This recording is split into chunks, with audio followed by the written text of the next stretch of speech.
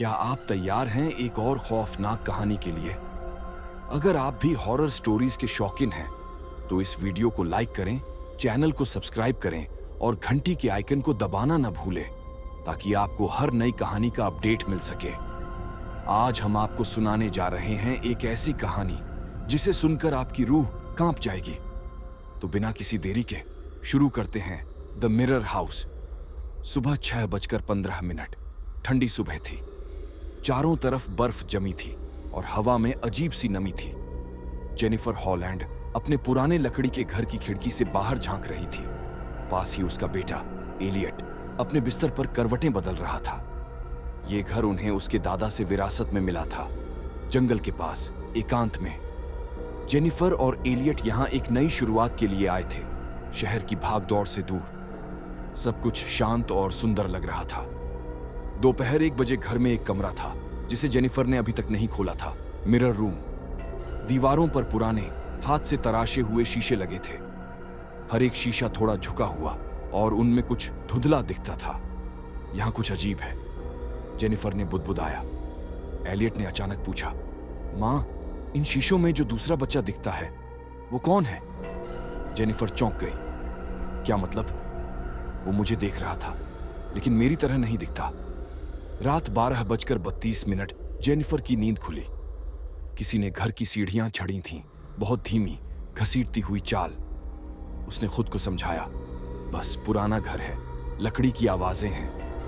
पर जब वो नीचे गई, देखा मिरर रूम का दरवाजा खुला था और एक शीशे पर किसी की उंगलियों के निशान थे अंदर की तरफ। अगली सुबह एलियट खेलते खेलते गिर पड़ा और उसका हाथ मिरर के कोने से टकराया। एक हल्की दरार आई और उसके पीछे एक खाली कमरा झलकने लगा। दरार से एक ठंडी हवा निकली। उसमें एक अजीब गंध थी, जैसे पुराना सड़ा हुआ मांस। जेनिफर ने टॉर्च डाली और कुछ हिलता हुआ दिखा। रात 3:03, जेनिफर ने नींद में महसूस किया कि कोई उसकी खिड़की के पास खड़ा है। उसने पलटकर देखा, वहां एलियट था, लेकिन उसकी आंखें सीधी और चमकीली थीं। मां, मैं अब शीशों में ही रहता हूं। जेनिफर चीख पड़ी और जाग गई, पसीने से तरबतर। भागकर एलियट के कमरे में गई। वो गहरी नींद में था। ठीक, लेकिन जैसे ही वो पीछे मुड़ी, वहां एक शीशा रखा था और उसमें एलियट नहीं, कोई और बच्चा दिख रहा था। उसका अक्स 1 सेकंड के लिए मुस्कुराया। सुबह मिरर रूम अब खाली नहीं था। हर शीशे में अब चेहरे थे, धुंधले, पीले और खाली आंखों वाले। और दीवार पर एक लाइन उभर आई थी, this house doesn't reflect you, it remembers you. सुबह 9:15 वो चुप रहता था। उसकी आंखें अब शीशों की तरफ ही देखती थीं। वो खाना नहीं खा रहा था, ना बात कर रहा था। बस हर सुबह मिरर रूम के पास खड़ा होकर बुदबुदाता, वो मुझे बुला रहे हैं, वो मेरा नाम जानते हैं। जेनिफर ने एक बार फिर मिरर रूम को बंद करने की कोशिश की। कीलें ठोकी, लकड़ी की पट्टियां लगाईं, लेकिन अगली सुबह दरवाजा फिर खुला मिला और एलियट उस कमरे के बीच में खड़ा था, शीशों से बातें करते हुए।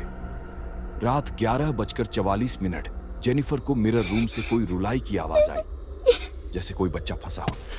वो भागी, दरवाजा खोला।